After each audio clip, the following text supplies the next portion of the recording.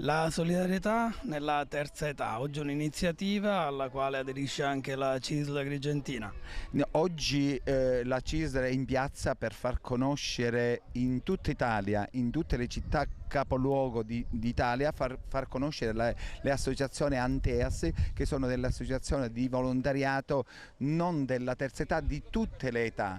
Noi assistiamo quindi bambini, donne sole, madri che non riescono a portare ragazze madri, anziani, persone non autosufficienti. Già nel periodo di Pasqua la nostra solidarietà si è fatta sentire nella città di Agrigento, perché abbiamo provveduto in maniera silenziosa, senza fare nessuna pubblicità, ad assistere tantissime famiglie, dando dei generi alimentari necessari sia per i bambini che per le persone della terza fascia.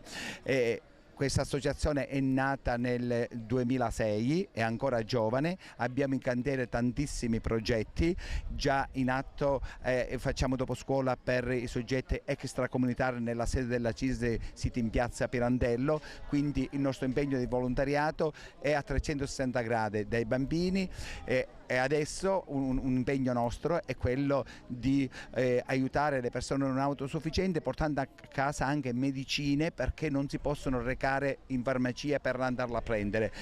Il periodo nel quale viviamo non è sicuramente dei più felici e richiede l'intervento della solidarietà delle associazioni. Con questo spirito si muove l'Anteas.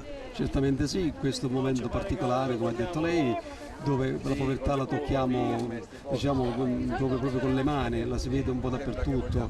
Prova ne sia che noi in questi giorni abbiamo dato, un paio di settimane fa, abbiamo già istituito il Banco delle Opere di Carità, che è una forma di banco alimentare, e abbiamo visto tantissime famiglie a chiederci un po' di generi alimentari che veramente ci ha fatto riflettere un po'. Questo significa che in questo momento proprio tragico la gente non sa come sbarcare l'online, non riesce più a sopravvivere neanche per le cose essenziali come il pane, la pasta e altri viveri generi alimentari. Per cui il nostro supporto ovviamente non è diciamo un qualcosa che può essere risolto definitivamente per le famiglie, però è sempre un aiuto modesto che noi diamo a certe realtà che sono proprio spaventose da questo punto di vista.